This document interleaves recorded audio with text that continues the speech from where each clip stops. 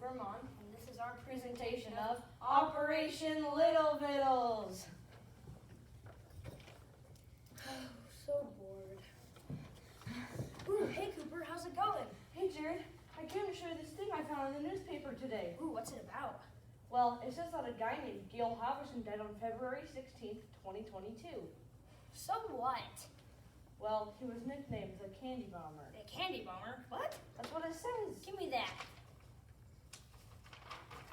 Look, it has his life story on here. Read it. The Berlin blockades left Berlin without food, so the United Forces had to do something about it. They had an operation called Operation Vittles. On one of the food drops, Colonel Gale Halverson decided that he was going to do something for the children in Berlin, so he did the candy bombing. The candy bombing was a frontier in history because it mended the wounds from a long war in Berlin and touched hearts from all over the world. The video remembering Colonel Gale Halverson says what started as handing out gum and candy from his ration pack would later evolve into dropping nearly 23 tons of candy to the children of Berlin.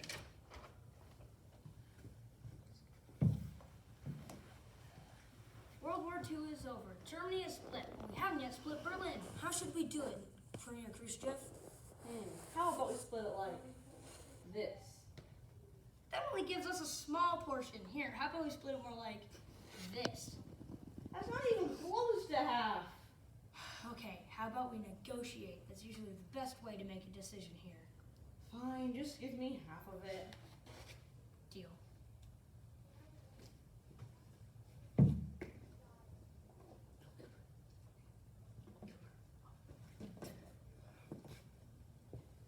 Assistant? Yes, Premier? Well, we just split Berlin, and we should have gotten the 3/4. You deserve more. What are we going to do? Well, like, I don't know, you could block all the waterways and the roads and the railways and stuff. Yes, genius! I am so smart! Wait, but that's not even a good idea! Be quiet, let's get blocking! Hey, but you haven't worked out the kinks yet. It'll cut Berlin off of food and water supplies. Okay. Thank you for coming to this meeting, France and Britain. We have a very great problem on our hands. I thought we already divided Berlin between us. Between us, the Soviet Union got half of it, and to make matters worse, they blocked everything around their share. Foolish Russia, that will cut them off from food and water supplies. Exactly, that's why I arranged this meeting. So, what are your ideas? We could send in an army. That's just as smart as blocking everything off. Trying to remember what one of my men said. He said something like, we could abandon Berlin, cancel the currency reform, send an iron cone to the Soviet zone and risk war, or... We need to find a way to ship them food and water supplies. I think there's only one way to do that. We can't do it by car, we can't do it by train, and we can't do it by ship. But we could go over the wall by plane. Exactly. Best idea all day. I'll get my man working on it. As will I. We should start immediately.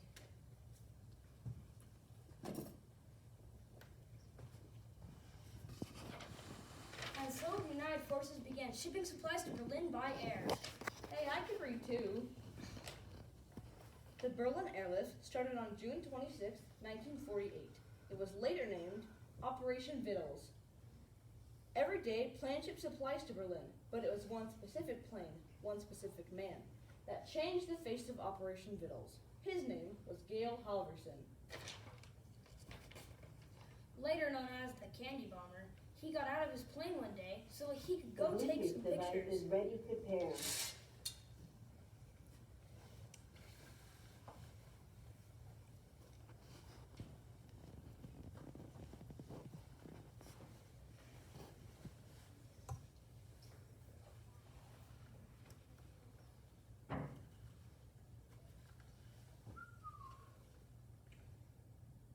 Oh, hey kids, how's it going? What are you doing here? Well, I came to bring you flowers. Thank you so much.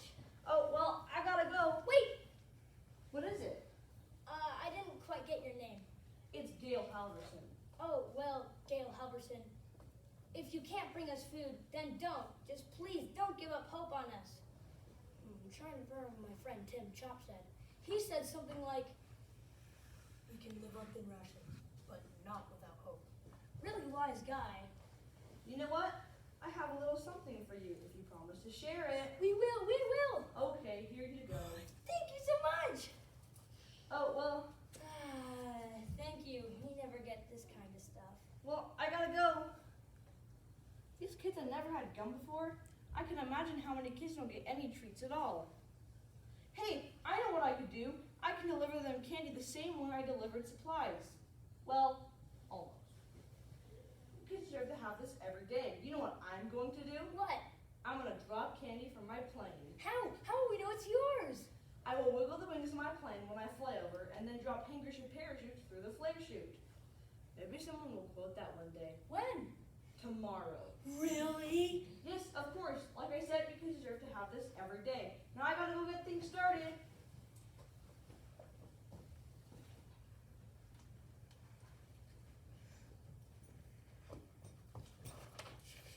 The next day, Dale, his co-pilot, and his engineer gathered their candy rations along with 3 boxes of candy and tied them to handkerchief parachutes. The next morning, they gathered their candy to be dropped. He dropped the candy on the excited waiting children. The Bluetooth device is connected successfully.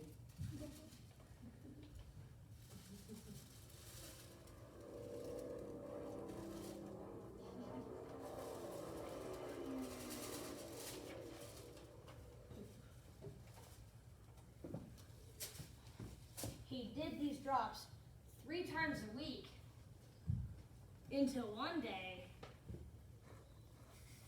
Gale, Busted. in my office now. Yes, sir. Ooh, boy. Gale, what the heck have you been doing? I've been delivering supplies, sir.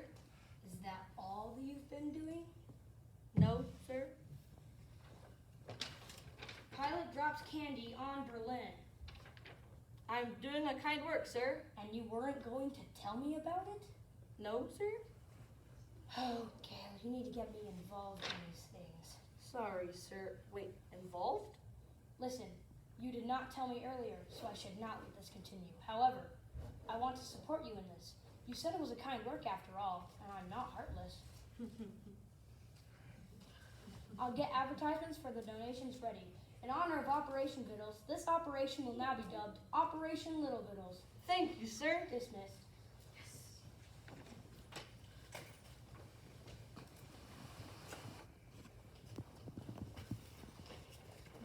The candy bomber did these drops for years until he was retired from the military. Ahem. American experience says Halverson lived up to his promise, getting other pilots to donate their candy rations and having his flight attendant rock the airplane during the drop. The Wiggle was also how he got his other nickname, Uncle Wiggly Wings. Things grew from there as more and more children showed up to catch his airdrops and letters began to arrive, requesting special airdrops at other points in the city, writes the Air Force. Will you stop taking that from me? Jeez. His legacy continued, though. A German at his funeral said, his legacy will survive because he is an example of kindness. In my view, he is still alive today and will always be alive in our hearts. Many pilots still do drops today.